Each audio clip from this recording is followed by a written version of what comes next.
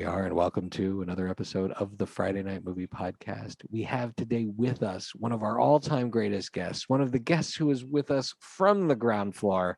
But the truth is I feel like we're still on the same floor, but she is now a skyscraper. She's in the penthouse. Yeah, she's in the penthouse, and we're lucky we can call ourselves on her ground floor. We're like using the bathroom on the ground floor of her skyscraper, and she's in the penthouse. That's how I would describe it. The doorman's letting us in just to like make a pit stop. Exactly. We are lucky to have her when she has a time between gigs. She's an author. She is an inspirational speaker. She is an activist. She is a business leader, an entrepreneur, I think a fashion icon. The one and only Dr. Pam Gurley. Welcome back.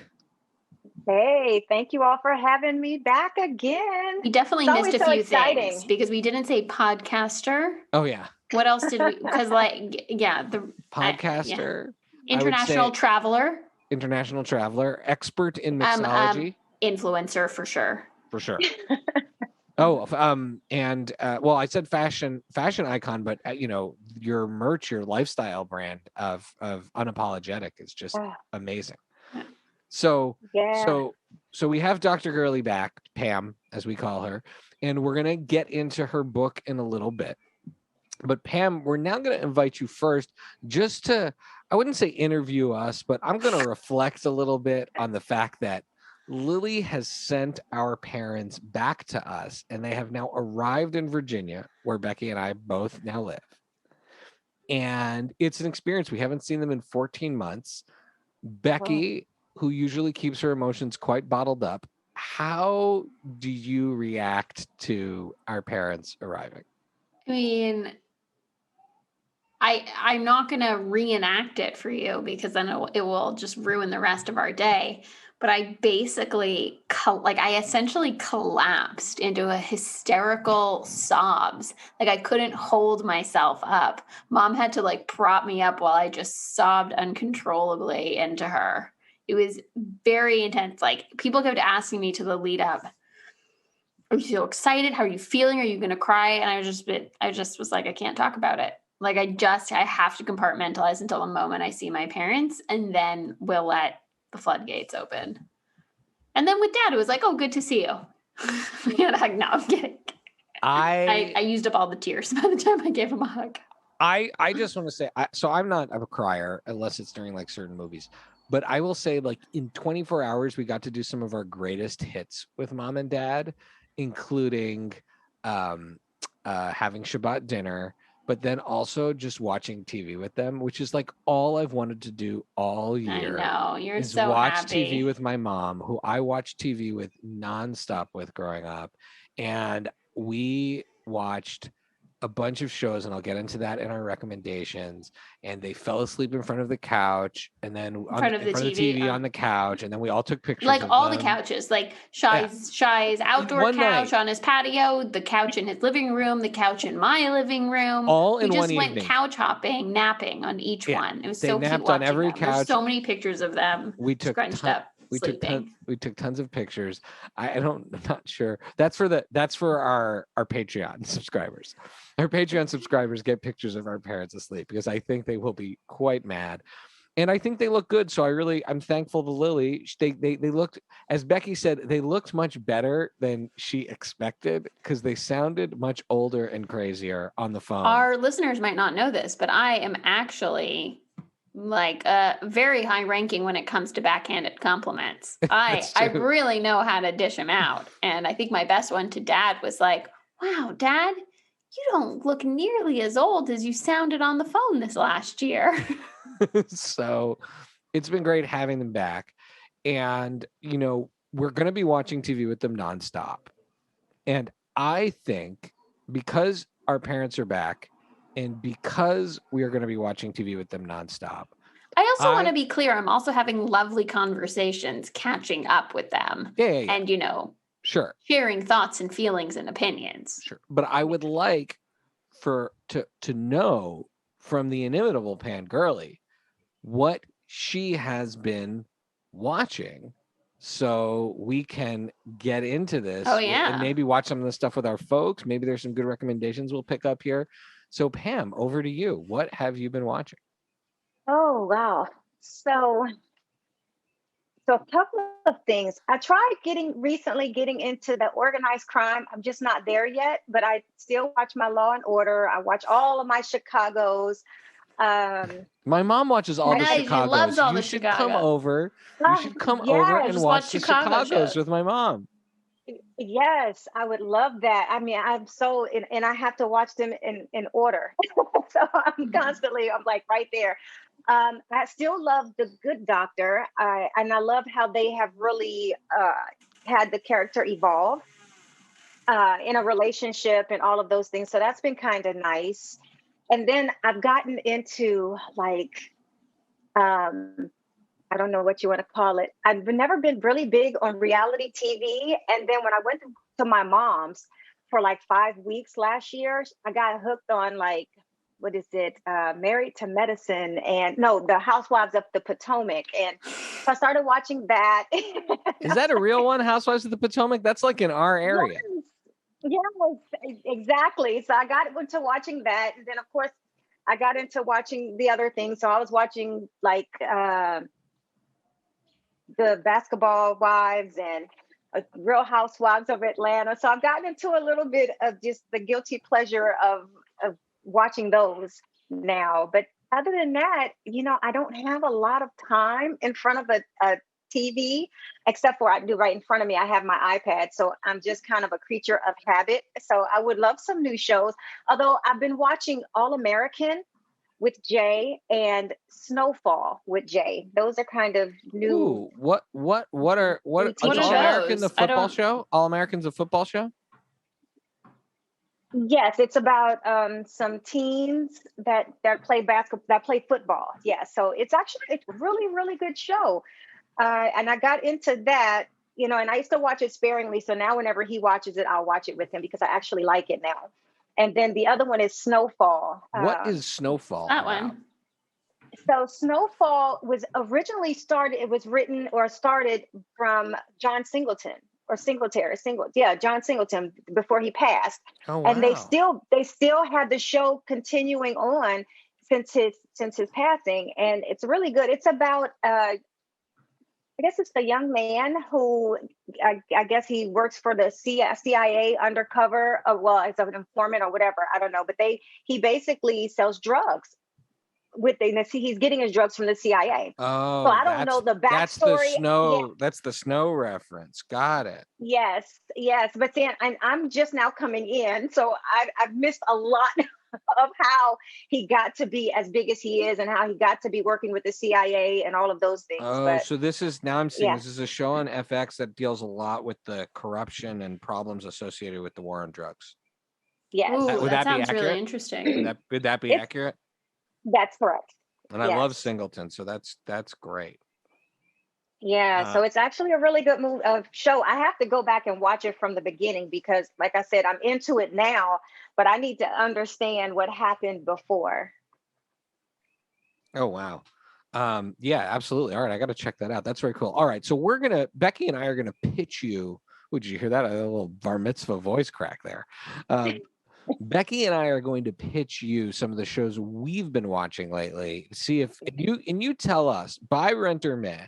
Pam, give us a buy, rent, or meh of the show based on the pitch that we make it based on what we are watching. So I'm going to go first. This is one I watched with my parents the other night. It's called Resident Alien. It's on SYFY. The lead actor is Alan Tudyk, who you might know from Doom Patrol and Dodgeball. Very funny guy. And he plays an alien that lands in a remote town in Colorado, and no one can get there in the winter. It's 3 hours from any civilization. And by sheer set of accidents, he ends up taking on the identity of the town doctor and helping to solve local mysteries while he is also learning about human culture. So it's this mix of fish out of water, but it's also, there's a lot of different people living in this town together from different backgrounds who all feel kind of alien in themselves. And it is both very funny, but also has a real dramatic undercurrent, because you are dealing with people who feel disconnected, and while they're solving the mysteries and they're having their adventures and he's learning about humans, you're also talking a lot about like identity and morals and who you are. And I find it very, very funny, very well written. And it's only 10 episodes. It's on SYFY. So Pam, you know the rules of the game. A buy means you're ready to buy it. A rent, you're medium about it. You'll check it out maybe, and then a meh, you're passing.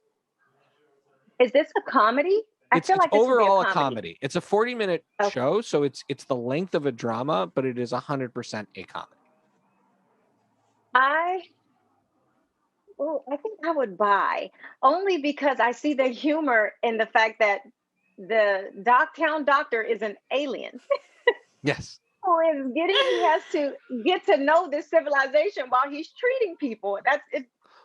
I can imagine that there has a lot of humor in that. So I think I would buy that. There is a lot of great humor in him trying to figure out how to be a doctor for humans and relate to humans. And there's also a bit where there is one kid in the town that can see him. And so while he's doing this, he keeps trying to intimidate or kill this kid. I mean, he doesn't kill the kid, but he like sneaks into the kid's house at night to scare him, to tell him not to. And no one believes the kid that he's an alien. I'm guessing I'm 2 episodes in, immediately hooked on the show, and mom and dad both loved it. So I immediately have a show to watch with them. I am guessing he and this kid will team up eventually. All right, Becky, what show? So what's the title? Is that what title? I'm gonna have to check that one out. Resident Alien on SYFY. Okay. And you can also watch it if you have Hulu Live, or you can watch it on the SYFY app. Okay. Becky, what is your first show to pitch to Pam? Okay, so this is very unexpected for me. So I want to preface this by saying that I would never see this come up my Netflix and be like, oh, I want to start that show. But, our partners influence us. So this last week, I have been watching a show on Netflix called Drive to Survive. And it is, we can call it a docudrama. We could call it a reality show. I think Vlad would be a little bit, he doesn't want me saying, oh, he's watching a reality show, but that's what it is, about Formula One. And each episode, you go behind the scenes with a different Formula One team into the drama and the infighting and the competitiveness, and then what's going on with the drivers and the press and the competition. And you're watching these actually very thrilling car races. I mean, I have to say, if there's on the number one on the list of things I do not care about are cars.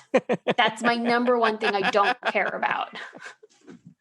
Number 2 would be cars that are racing each other in any way, shape, or form. Least interested.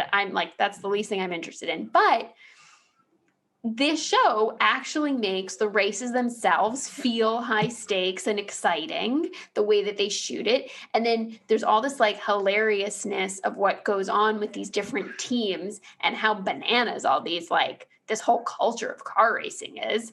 And these are European, so it's not Europeans. It's not NASCAR. So this is also sort of, you get to see the different European cultures. Right. So you have it's the Ferrari team and the McLaren team and the Red Bull team and Mercedes team, and then a bunch of other teams I don't even know the names, but they're all Europeans, Italians and Germans and French, and it's really, really funny because Europeans are they're just so adjacent to us. They're just slightly different enough that you listen to them and you just giggle at the things that they say.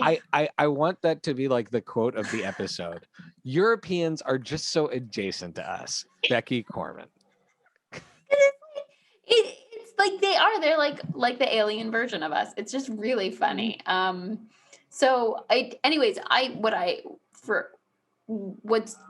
The reason I've been watching the show is that I find that even though it's a subject and a community I don't care about, the show is well made. It's like well produced and edited, and the producers are really creating fun, like interesting enough stories that you kind of want to I want to see which team this driver is going to go with next and who they're going to fire. And so very well made reality show or docudrama show about Formula One. Okay. So I'd probably rent only because I'm not a big car fan. And so it would depend on how it, if that first, is it a series? It's a series. There's 3 seasons. So it's like each season's a different year of like Formula One, and then each episode you follow a different team and I guess like a different point in the race. I don't really know. Or the races. I still don't know what it's about. I've seen 3 seasons. Okay, so yeah, probably rent only because I like humor things and things that are different. So I think I'd rent that to see. Give it a try. You'd give it a try. Yes, I'll give it a try. Yeah, but you're not going to commit. I mean, I feel the same way. All right, now Lily, what do you have to pitch Pam? What show are you watching? You pitch Pam. So Pam said different. So this is different, and it is nail-biting excitement on the edge of your seat. You don't know what could happen in this show. It's only 30 minutes. Oh, please. Is this and when you're at show? When you're at your 25-minute mark, you're like, I can't believe there's only 5 minutes left of this episode. Is this the glass-blowing show, Lily? It is the glass-blowing show. It is so good. Like, guys, I'm maying it. I watched, what's it called? Season? Don't worry. Okay, we can move on. I answered for Pam. I'm just kidding. I think the true challenge of this game is knowing you're going to get a meh, and you go for try to get a rent. Okay. I will say I will say, Lily, it is bold of you to go for this. Pam, it is. Listen to Lily. Lily talks about this show every week on our podcast. Okay. And everybody ignores me. And then I think Shai probably just mutes me. And then there's a lag in the episode when it airs. And people are like, technical difficulties, because he's embarrassed. So I'll set the tone. First of all, I also finished it, so I can now 100% vouch for the show. Oh. Okay. Imagine people creating incredible works of art, okay, that have different people evaluating them. Judges? Yeah, no, sorry. There's the judges, but then there's a guest evaluator every week from different backgrounds. Like a guest judge or a chef? Because they call it evaluator on the thing. Okay, it's Canadian. I think it might be Canadian, so they're very nice. They just want to be really nice. We're not judging you. We're just evaluating. They say evaluator. What are they called? True. The matriculators. What are they called? The people that sit in your exams in Canada. Matriculators. No, invigilators. Invigilators. Oh, invigilators. That is weird. Anyways, you guys, you're distracting me from my pitch. So they have to create. Okay, let's just make it very simple. Beautiful, incredible, functional sometimes pieces of artwork or pieces that they're asked to out of glass. Okay. Now, the actual creation of these pieces is extremely intense. First of all, they could get burned to the point where they have severe, need to be amputated or have nerve damage. The stakes are too high. The stakes are so high. The stakes are so high, as they're and not working even the material. A good kind of stakes. They're just unnecessarily high. Well, no, it's not like your little baking, Becky, British baking, where people get oh, I got a little burn. This is no, those people nearly cut fingers off in every episode. That show, there is a finger in the marzipan every time. Anyways, the point is that first of all, the original cast is very diverse. The first people, aged, all different age groups, backgrounds, ethnicities. So I thought that was fascinating. Also nationalities, people have come into this show, left their families to come compete in this show from all different places in the globe, and I guess Canada and the US. And it's they have their own perspectives, their own backgrounds, and the challenges get increasingly extremely difficult and beautiful. The things that these people come up with and they can physically make with their hands in their mouths. Their mouths. They do a lot more with their hands than you would think. They do have to blow the glass, but often then don't they have to wear giant gloves to They do have, they Like have huge oven gloves. mitts? They have all different kinds of oven mitts. Yes, they do. And tools and I like that, like, Has there they're been like, a bad oh, injury on the show where like No. like hot glass melts Some- through someone's arm and like takes no, off? but they tell you if it did, what could happen. But they'll be like people like that they're working so hard, they take a risk and they're doing something that's harder than what they're used to. And then all of a sudden, it'll smash and break because it gets too cold or too hot. And then they have their or their assistant drops it. Or the one time one of the assistants dropped it. And at the end, I found it very, very satisfying. There's a lot of like talk about women in art in the show and women in glass blowing because it's not a field Oh, now for I women. see how you're angling Pam. All right, I get it. All right, can we hear Pam? I think Pam's heard enough. And I Pam, just think over to it's you. a beautiful show. That's all I'm saying. That's exciting. Oh gosh. Okay. So see, I love art. That's I got her. I like all kinds of art. I got her. I'm gonna get a buy. I might watch like 1 or 2 episodes only because I'm curious. And I, you know what? I also went to this. Trying to figure out what country I was in, and they were blowing glass, and it was so just like, can't believe they're doing this, Pam. Seriously. So I probably would like watch an episode or 2 just to peek, just out of curiosity, because I love art, and I'm just saying. And Pam's actually seen it happen in person. She's qualified to be one of the evaluators.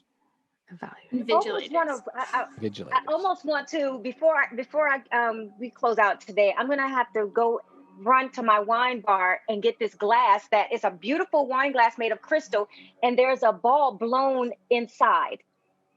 Yes. Okay, that happens. I bought it back from Africa. All right. Ooh, I did not learn enough while watching to remember the technique off by heart. That happens several times during the show. It's extremely difficult. And like if you screw that up, your whole piece is screwed up. Like you're out of the competition. And to get that right, they blow one piece and then you got to blow the second piece inside the original piece. But any change in temperature, it's like you're a goner. The whole thing explodes and the whole thing explodes glass in your face. No, sometimes they were protective covers. Well, I just think it's impressive for anyone to be able to create the exact same thing over and over. Because if you buy a set of something that's blown and it matches, that's so impressive to me. Well, they talk about that. I'd be curious. They talk about that. And then they do all kinds of like crazy techniques. So maybe I'll like send you an episode maybe about halfway through, because the challenges of the beginner, like, okay. But then because they got to weed out, the people like can't really like, cut it. Just but then the people, sort of like with my level of glass blowing skill. Biscuit week's always at the beginning. Right, exactly. Like Great British Baking. Exactly. The biscuits. Yeah. Like let's see who's really meant to be it. Get out of the kitchen. Yeah.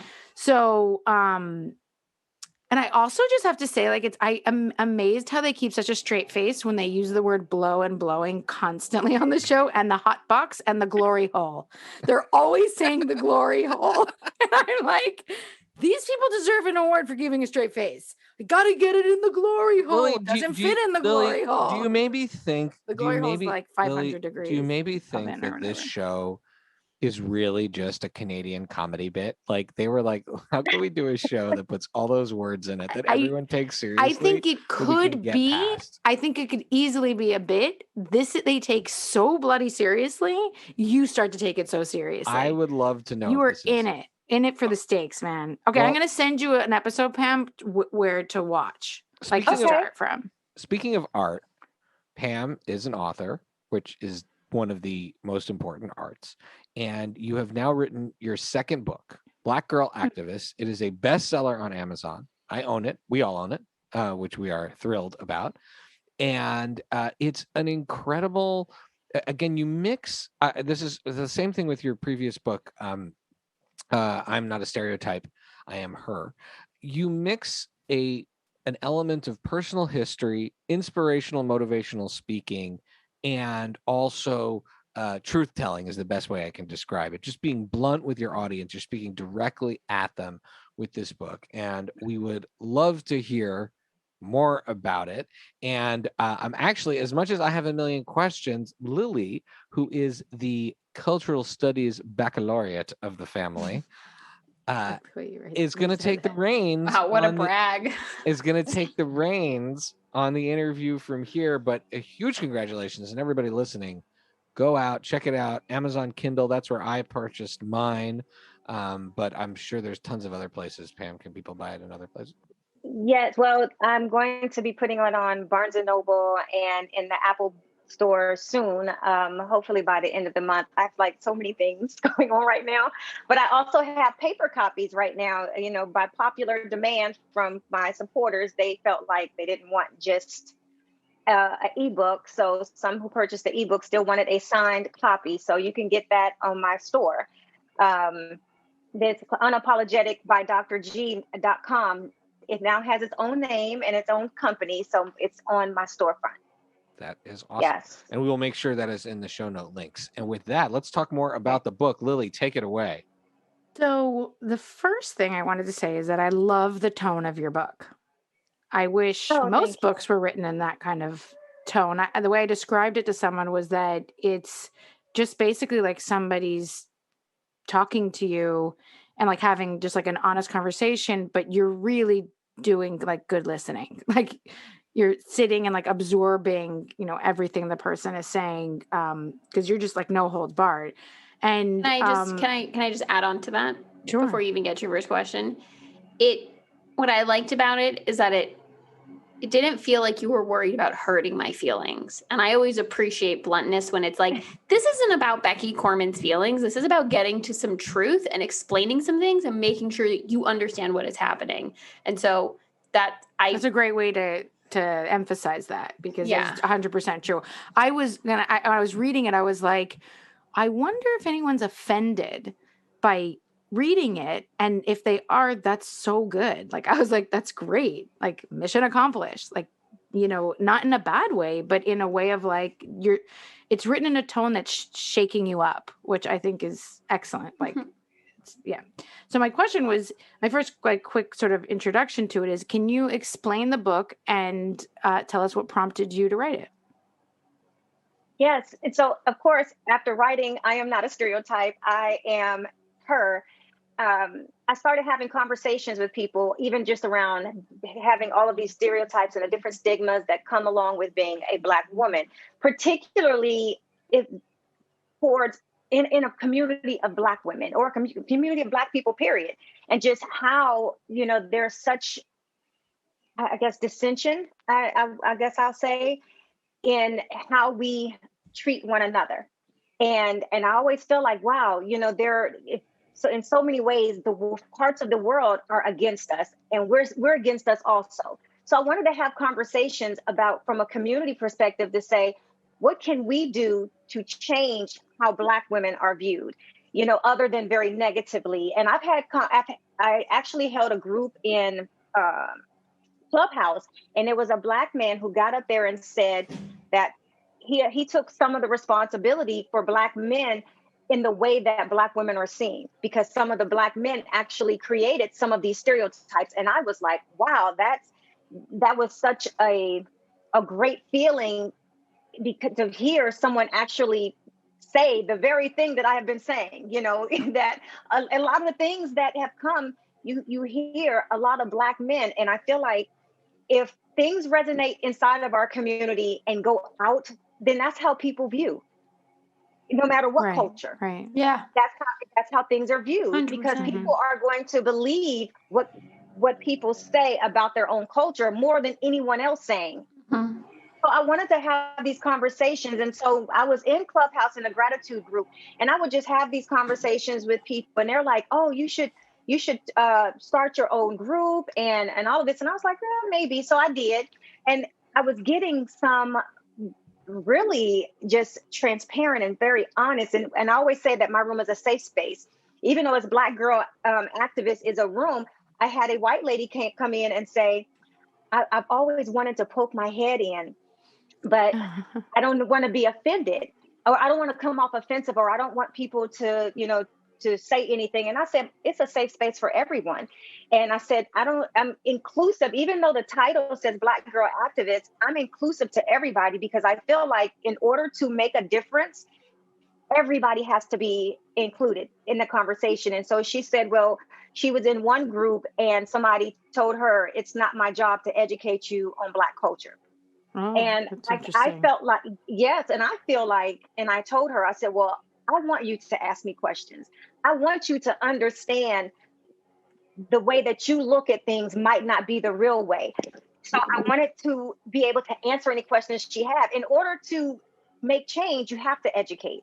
So to say you're not going to educate someone on a Black culture, you're already saying that I don't care how you feel, but you should care about how someone feels. Because if misinformation is out there and you don't have the power to change it, it doesn't change.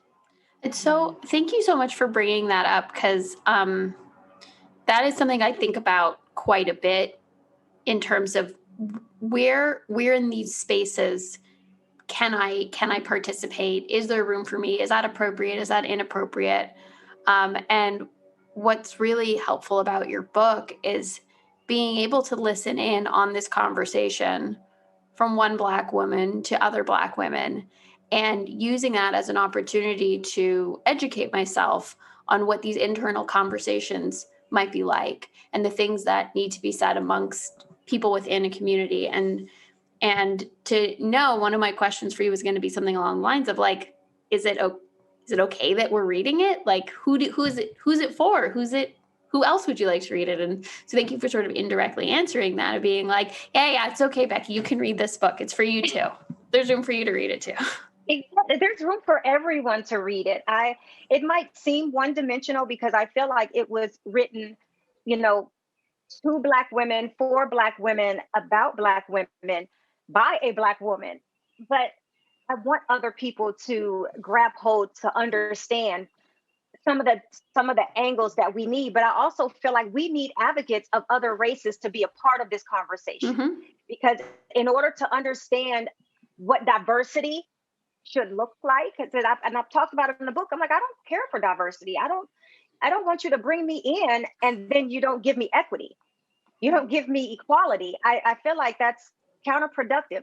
Just to say that you have a Black face, to me, it's not fair.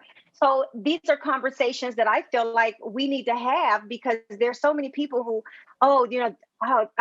they're on diversity panels and all of this stuff. And so I wanted to put out there, okay, you're on a diversity panel, but what does diversity really look like?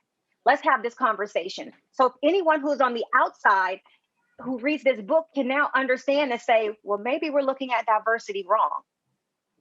Maybe it's not only about diversity, that it's about equity and it's about equality and it's about liberation. And so, because I feel like without equity, it's still a level of oppression there for us. And just by the way, on this pod, we've talked about it a lot, that we all feel like the more niche something is, the more universal it becomes. So when you're trying to tell a very specific story or talk to a very specific audience, that's when you can create connection and empathy with other groups. When you try to just cater to a huge, broad audience, it gets watered down, the story, the messaging, whatever it is. So I really, and I can speak for my brother and sister here, we really appreciate how specific this book is. Yeah, and I love writing conversationally. I do. I think that's my niche for writing. It's, as a writer, it comes through. It definitely comes through. My job is to, from someone who does media stories on people all the time, my job is to be creative in how I put content out there. I want it to be engaging, but I also value the importance of the tone and the conversation, because if it seems like it's too high level and too direct, then people get lost. And I want to be able to make it simple, straightforward, and just direct. And just to quickly say one of my favorite lines, I have a few favorite lines, I highlighted them in the Kindle version, but one of them is when you said, "This country sucks." Yeah. And you're like, it does, but it's our country and we have to make it better. And I think like that's something that is very specific to what you were talking about in the book, obviously, but then also very specific to so many things. Like you can really pull out that that line, that fantastic line, and apply it to so much, especially right now. So, and that if you didn't have that tone and that kind of way of communicating, you wouldn't be able to write it like that. And that really, hit the mark, I think.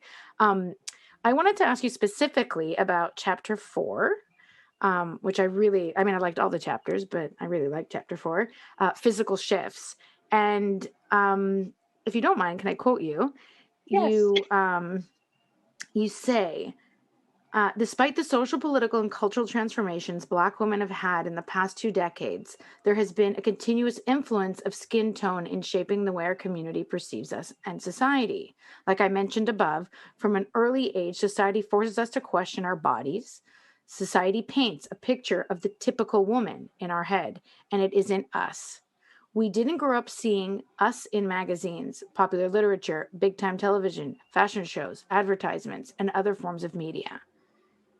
This brings me to ask you, Pam, I would love to know your thoughts, and especially since you name her so many times and how important she is as a figure for women everywhere, especially women of color and Black women, what your thoughts are on Kamala Harris's Vogue cover that she did fairly recently, and the quote unquote controversy around that. Because what was the controversy around it? So her outfit, I think. I think there was a few things going on there, but first of all, Vogue has, you can count them on one hand, not maybe 3 fingers, the women of color that have graced their cover. Mm-hmm. They are notoriously famous for appropriating Black culture, but not having actual Black people in their magazine. Mm-hmm. Number 1. Number 2, that particular cover was of, we could say, one of the most famous women of color of all time now, and current important vice president, of course, of our country, of the United States. And yet the lighting, there's so many things wrong with it. Like, the lighting was awful. The color choice of her outfit totally washed her out. The backdrop, although there's 2 different covers, they're both not great. Okay. One of them, the backdrop is her colors of her sorority, but the whole thing just really did not hit the mark. And you compare it, there's a great comparison online, if you can find it, of all these other amazing media photos of her, where she just looks incredible. And we're not talking about pretty or not pretty. We're talking about powerful, right? And her skin tone resonates and just shines. And this was literally the opposite of all of that. Oh, so interesting you say that. Okay, good. I remember when it came out, the pink, when she's standing in front of the pink with the green, and my friends and I were texting being like, I don't get it. She's such a powerhouse. Why is this so bland looking? Also, she's wearing the Converse. And then we had our whole text chain, how we would have staged and lit her. Absolutely. To show her power. And we're like, it's just so weird. We don't even do this for a living. Right. And the Converse, while that's cute and great, there was a whole thing about how it made her look silly. Anyway, so I'm curious considering you said that about the representation, now you have this woman who's so important on one of the most important fashion magazine covers, and then this happens. But you know what? So I will start with saying this. Somebody should have taken responsibility on her team to say, that doesn't look good. Somebody should have been vocal and spoke up to say, I don't think this should publish. This should not be going out. There are, in a magazine, there are several phases that have to be done before it even goes out. And so for anyone to see that and then say that was okay, to me, it was a deliberate show and depiction of false representation for a Black woman. And here again, it goes back to representation matters. Someone did not take the care that they would normally do if it was a high fashion model up there. Right. They didn't. And so, but somebody either on her team or somebody in Vogue should have spoke up to say, this is not the quality that we are used to putting out. Right. Because I've seen Vogue have some beautiful covers. Right. Yeah. And absolutely. for that one to come out like that, I feel like it was demeaning. I feel like it was, it was unfair. And I feel like they owe her more than an apology. They owe her a do-over. Right. Right. And I think just now you made a great point that look, if Vogue wanted to shoot a cover of me, I would, you'd put they're Vogue, right? You put your trust in them. But what you're saying is no, not even Vogue.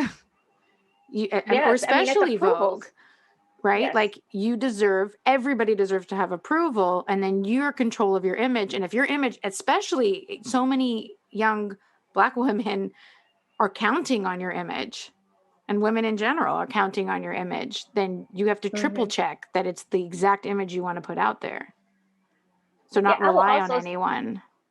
Yes, but I will also say that I think what bothers me with the whole, Vice President Kamala Harris image is because she, the focus is not necessarily always on her. It's on what she's wearing. I'm thinking, okay, you want to highlight the fact that she's wearing Chuck Taylors and pearls and all of those things, but that's not what makes her so, who she is. That's not how she got to where she's at, but that's how she's going to be remembered. Because before then, it was controversy around decisions that she made. And then when she won, it became not about the decisions that she made, not about the impact that she's going to make. It became about her wearing Chucks and pearls. It distracts from the more important conversation. Right. Yes. When Hillary was running, you didn't see half of that. Right. That's an extraordinarily excellent point. Thank you. Because I was very interested to hear what you had to say about that. The second question that I had was about something you didn't actually touch on this specifically in your book. However, I think this topic, I mean, your book obviously, it has a limit to how much you're going to write, but like, then this could be this could be a dissertation all on its own. But you did talk a lot about Black women having their own voice and using that voice. And I was curious, like, what your thoughts on, if you could like extrapolate a little bit more in terms of healthcare, and especially the time that we're going, what's happening in the United States and around the world with the pandemic, but also another like very specific thing that I find extraordinary that I think you wrote, there's a lot of things that people don't know. People have to educate themselves. And I'm just going to quickly say a few statistics that I feel like people do not know, and it should be absolutely a topic of conversation. Black women are 3 times more likely to die from pregnancy complications than not Black women. Black women are 2 times more likely to suffer a still childbirth. And Black women are 2 times less likely to seek help for postpartum depression. You talked about the whole thing with therapy. Black women are 2 times less likely to have access to non-invasive prenatal testing. And Black women are 2.5 times less likely to breastfeed, which is something that I've heard a lot about and I've talked a lot about with people and read a lot about, but I feel like these are not common things. And this is not something that you would think would happen in the United States. I was curious. But it happens. Yeah. So it does. Well, there's so many, the subpar healthcare for Black women, I've experienced myself. I switched primary cares recently. Before that, I think here again, I have to feel empowered to use my voice to make sure that the level of healthcare I pay for, I receive. So I went to have a physical done, and I sat there and she never touched me. And I told her, I said, well, I need to have a mammogram because it's been 3 years. And she looked and she was like, oh yeah, I'll go ahead and put that in the system.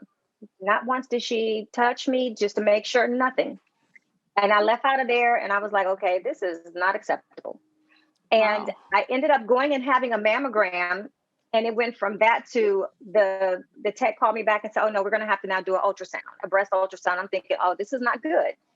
Then I went back in my own history and I read from the last one that I had when I was, I think 40, it said that I guess for whatever was going on with my breast, that it's mandatory. I have a mammogram every year. It was noted in my chart 3 years later. And I was seeing her, same lady. And not once did she say, well, we need to make sure and have your mammogram done. It's like she was oblivious to the fact that that's what it was marked from the last time that I had a mammogram. Wow. And then so know that I had all of these complications before finding out that, it was okay, but I have to be monitored. I just felt like, wow, this is 3 years too late. And so no matter, I just feel like if something would have happened and I would have had breast cancer, I would not have known for 3 years, something that I could have easily have found out had had my doctor did what she was supposed to do. Had she also informed me of what was noted and annotated in my chart. So now I actually feel more empowered to look online at all of my tests, any test that I have, and I ask questions because of that. Because clearly obviously this is a real problem. And you mentioned in your book, you said like there are several things in all throughout history and current that people don't talk about, that people are not educated about. White people, yes. Black people, people of all races, about how this happens, but it doesn't happen, as often to white people it does to Black people. And specifically, I mean about healthcare, and then women, and then specifically the whole like conversation around maternity is frightening. It's absolutely frightening. Definitely. But also what I found out that Black women are are commonly known to have hysterectomies over fibroids than white women. As a matter of fact, most doctors encourage a hysterectomy for fibroids, versus just having them surgically removed. Or they don't share that if you have them surgically removed, what are the probabilities that they will come back? So you might have to continue to have recurring surgeries. So if you don't do your own homework, then you won't find those kind of things out. And so you encouraging Black women to have a voice it's important, but we're talking about the level of importance of like life-saving work, like literally. Right, yes. All the way around in every kind of way. When we look at wealth, people think, and associate wealth with money. Well, wealth is not just money. Wealth is your health. It's insurance. It's your job. It's your mental, your mental wherewithal. I mean, wealth is a lot of things. But the one thing that we need to understand and have wealth conversations is having knowledge. And that's where wealth really starts. You have to be in the know. You have to share. You have to have these really tough conversations, even with planning, family planning and life planning and estate planning. Black people are not common to have life insurance for their children. And no one really has that conversation, but children die all the time. And parents are left with having to pay and bury their kids and sometimes go in debt or not be able to afford to bury their own children. These are conversations that people should be having. These are really tough conversations too. But I think the whole point of your book is that, it's tough. We agree it's tough. It's tough, but we need to have them. Yes, yeah. But we need to have those conversations. And so the book was originally only supposed to be a ebook. And of course, it's in a print version now, and it's short because I'm adding to it. It's actually it's going to be an anthology series after this. I was going to ask because there's so much. This is just clearly scratching the surface. Can you talk to us about like what the next phase is, what the next step is with the book? Yeah, so right now I am working on, I'm doing an author call to have contributing authors be a part of the next book called A Shift in Social Change. So a lot of those chapters will be broken out to be individual books where I will have other authors contribute, their perspectives, to start challenging the status quo on race and discrimination and in all of those different areas. So I want to be able to have more than just my voice. I want other people to lend their voice to this platform because I don't really look at it necessarily as a book series as much as a movement. And Pam, you are, we talked a lot about business and financial. You yourself are a doctorate in management, right, in business, and you do a lot of financial and business strategy advice. I'd love to leave our conversation on the book with within all of the advice that comes with the book, what is your message for people, particularly Black women, but going out and finding their voice and their power in the business world? Because you yourself are such an incredible force in the business world and entrepreneur and in celebrating your peers and in lifting other people up. What is your advice to people with respect to that? Oh, wow. I would say, don't be afraid to jump in business. I think that a lot of people want to be entrepreneurs because it sounds good but it's a lot of work. So a lot of people, it's a tremendous amount of work. And it also takes a level of discipline. And I'm finding that out because the goal of having a side hustle or a business or whatever you choose to have because to be wealthy, you have to have multiple streams of income. And they can look like different things, but I would definitely say not being afraid of failing. And if you fail, that's fine. It's a learning curve and you're going to evolve. I think in order to succeed, you're going to have to fail and, not do well. And it's because you're going to learn from it, but don't necessarily give up. So what I would definitely say is jump in, but jump in with knowledge, do your homework, do your research. And then the last thing will be really investing in yourself. If you're not willing to invest in yourself, you cannot expect other people to want to invest in you. Wow. Thank you. Brilliant advice. Thank you so much. That's the good stuff. Yeah. Well, let's talk as we sort of round the bend in this show. We had our chance to pitch Pam our biggest recommendations, but we always have shout outs and recommendations. Pam, do you have any additional shout outs or recommendations aside from, of course, everyone should go to Amazon.com right now and buy their copy of Dr. Pam Gurley's Black Girl Activist and her previous book, I Am Not a Stereotype, I Am Her. But other than those shout outs, which I'm giving, do you have any other shout outs or recommendations? Ooh, I'm going to check out the movies, first of all, or the shows that you all recommend. I'm going to have to put them because, as while I'm working. I will say, just to be on the lookout, June 3rd, I will be dropping my first kids book. Oh my God. What? That's huge news. Way to bury the lead. Wow. Jeez. That's be two kids so exciting. Yes.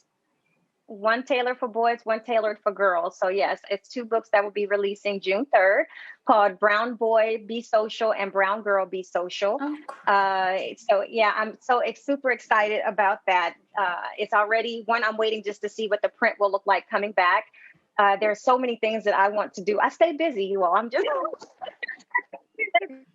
no kidding. So I'm going to, look out for that. That series is going to be absolutely amazing. What else do I have going on and put it out there? The children's book is not enough. Yeah, I feel like that's good.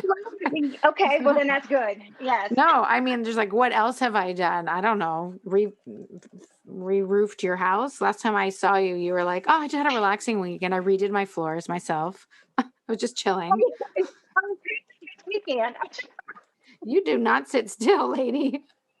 I was painting this weekend, and then Jay and I was hanging out last night down in DC, actually. I'm traveling. I just, I miss you all. I can't wait for this pandemic to be over so that I can make sure and get out a little bit more. Because you all have had kids and on top of kids and everything. There's a lot of kids. What else is there to do in a pandemic? You could become a mogul like yourself, or just pop out a bunch of babies like me and Lily. And move all the way to the other side of. Oh, please. I'm going to be recovering from that for a long time. I'm exhausted. Yes. All right, Lil, what else are you watching? What else do you recommend? This is a serious Oscars contender, guys. Promising Young Woman. I watched it yesterday. I can't wait for you guys to see it so we could do maybe we'll watch that tonight, Beck. An app on that. It's absolutely necessary. Pam, have you seen it? No, but I have it written down. I'm going to look it up. Promising Young Woman. It's nominated for 5 Oscars. But forget, besides the Oscars, just that aside, I think I think it's a conversation starter, the movie, because close to 2 a.m, my husband and I were still talking about it. And then this morning we kept talking about it. So I think there's a lot happening there too, as well. Definitely a conversation about women. I think there's a lot that you could unpack in that film, plus the performance was outstanding. So that, obviously the glassblowing show called Blown Away on Netflix, whoever is interested, Blown Away, Netflix. And yeah, that's it for this week. What about you, Beck? Hey, Shai. Oh, yeah? Really quick, Shai. Have any of you watched the new Marvel show that's out? Yes. Oh, yeah. Yeah, we did an Falcon episode and the on Winter it. Soldier. Yeah. Okay. Yeah, I have to go back and listen to that then. Yeah, we in general, I really like it. I would say my sisters are confused by it, but also enjoying it. But I really think like it's it. fun, but I think it's still like superhero stuff, so can't. I think if like they maybe like became librarians or something and just like chit-chatted the whole time, I'd probably like it more because I'm tired of the superhero I like when thing. Lily tries to understand what's happening in that show. Yeah, I don't understand it. Beck, what are you watching? What else are you watching? I mean, nothing new. I watch my children mostly. That's what I do. I watch my children. It's That's a good it. show. It's a good show. Those I'm parents who are down looking to a for a cool Formula show to One watch show. with kids, though, Becky's kids introduced my kids to Alien TV. Oh yeah, That's I've where definitely we're living. mentioned that on the pod a few times. We're still loving Alien TV. We are not over it yet. We still think it's the cutest thing. So. It is very cute. And I'll just say that we watched with Mom and Dad another episode of the show Friday Night Dinner, which is kind of funny that a show we love is called Friday Night Dinner and our show is Friday Night Movie, but Friday Night Dinner. It's meant to be. It's on Amazon. We watched and we'd go to the Friday night movie after Friday night dinner. That's true. It's on Amazon, and the episode, the first episode of season 5, The Other Jackie, that was epically hilarious. I have lots of video again for our Patreon subscribers. We don't have a Patreon yet, but if you want this, I think that's what we could give away, because I don't think people want more episodes of our show. But I think videos of mom giggling could absolutely be what we give Patreon subscribers away. So that's what I'm watching. Pam, where can people follow you? There's so many places, but where can people follow you? Where can people get the book? I can be followed on every platform pretty much at IAMDRP Gurley. I am Dr. P. Gurley. If you want a book, you can go to www.unapologeticbydrg.com, and it's in the store. Matter of fact, I think it's the very first thing that comes up now since it's the latest release. You can also follow and catch my podcast recorded live the first and third Wednesdays of every month on Facebook Live at Perspiration Happy Hour. Awesome. And if you're if you really want to find out anything else about me, just Google Dr. Pamela Gurley. I mean, everything is out there. And Pam is on Clubhouse. Pam is the person who invited me to Clubhouse, and you all know how much I love Clubhouse and how much I'm on it all the time. And so definitely go and follow Pam on Clubhouse. Also, if you want to know more about Pam, you can read her first book. That's true.